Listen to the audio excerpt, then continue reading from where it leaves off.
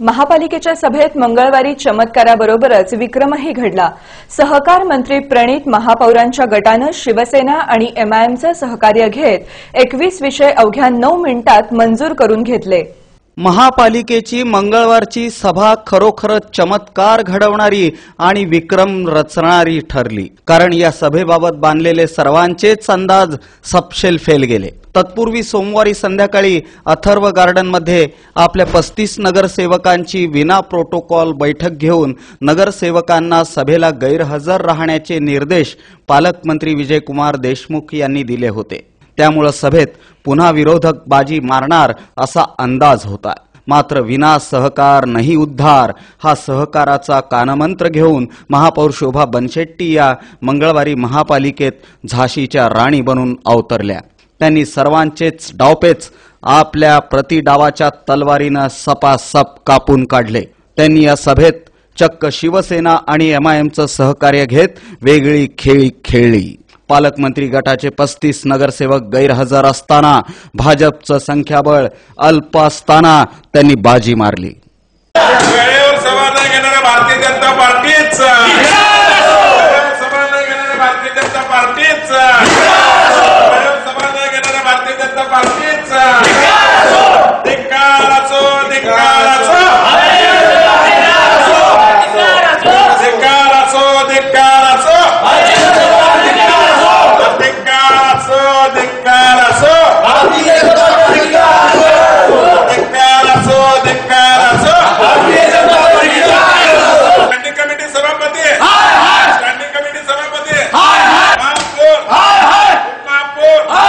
आज आपण तहकूब सभा बोलवली होती आणि ह्या सभेमध्ये महत्त्वाचा विषय म्हणजे झोन समिती आणि अमृत योजनेचा हा मोठा विषय या सभामध्ये होते। आणि होत असताना जो झोन समिती अद्याप आपल्याकडे 5 होते ते आपण वाढून 6 घेतलेले आहे आणि शिवसेनेला सोबत आणि एमएमला सोबत घेऊन आज आपण प्रभाग रचनाचं मान्यता या ठिकाणी दिलं।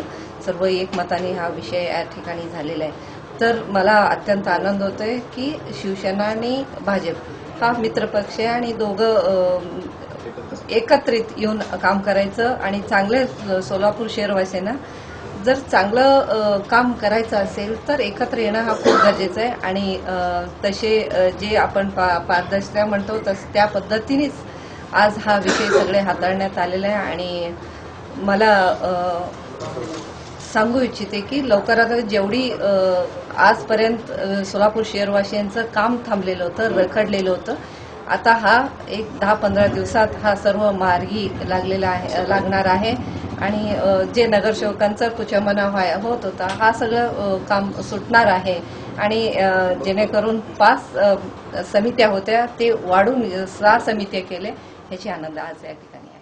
प्रथम तर महापौरांनी असं आव्हानच केलं होतं की कुठल्याही प्रकारे ही बोर्ड चालवायचे, कारण जनतेचा विकासाच्या मुद्द्यावर आम्ही आज ते बोर्ड घेतलं होतं। जनतेच्या गेल्या 10 महिन्यात जे विकास काम दाखवत होते कुठेतरी रेगळलं होतं। त्यामुळं महापौरांनी म्हटलं की आपण सगळ्या नेत्यांशी चर्चा करून आपण हे निर्णयाने बोर्ड चालवावा अशी प्रामाणिक इच्छा त्यांची होती। त्या पद्धतीने माननीय महेशजी कोटे यांना यांच्याशी आम्ही चर्चा केली आणि त्यांच्या सगळ्या पक्षाच्या लोकांशी चर्चा करून असं कुठेतरी विकासासाठी आपण एकत्र यावं आणि या गोष्टी सभागृहात एक रूपाने दिसावं। जसं राज्यात आपलं सरकार आहे तशाच पद्धतीनं आपण सोलापुरात सुद्धा आपण एक दिलाने काम करावं या इच्छानुसार आम्ही दोघांनी एकत्र बसलं आणि काही तोडगे त्या समितीच्या नावावर होतं ते तोडगा काढला आणि बाकीच्या विषयात सुद्धा आम्ही एकत्र बसून मार्गदर्शक महेश अण्णांच्या असं महापौरांच्या दोघांचंही घेऊन आम्ही हा बोर्ड चालवण्याचा यशस्वी राहावी अशी आमची शिवसेनेची ही इच्छा आहे। आणि त्याप्रमाणे आमचे नेते महेश अण्णा आणि पालकमंत्री यांच्याशी चर्चा केली होती आणि पालकमंत्र्यांनाही त्याबद्दल अनेक वेळेला बैठका घेऊन अण्णांनी आपली भूमिका स्पष्ट केली होती। आणि सोलापूरचा जर विकास करायचा असेल तर भाजप शिवसेना एकत्र आल्याशिवाय आपण पाहतात की किती विषय पेंडिंग पडत होते। त्यामुळे आम्ही एक निर्णय घेतला होता की शहराच्या विकासासाठी आपण भाजप शिवसेना ही मित्र पक्ष राज्यात एकत्र काम करत असताना सोलापुरातही करावं। त्याप्रमाणे आम्ही या ठिकाणी आज निर्णय घेतला। समितीचा जे प्रशासनामार्फत विषय आला होता आपण ते जर पाहिलं तर त्याच्यामध्ये आमच्या शिवसेनेचे 21 नगरसेवक असून एकही झोन मिळत नव्हतं। परंतु आज आपण जे ठराव झालेले आहेत त्या ठरावाप्रमाणे शिवसेनेला 2 आणि एमआयएमला 1 आणि भाजपला 6 असे 9 सभापती झालेले आहेत। त्यामुळे आज आम्ही जे निर्णय घेतलेला त्या एक पक्ष म्हणून आम्ही जे निर्णय घेतलेले ते अतिशय योग्य निर्णय असं मला वाटतं।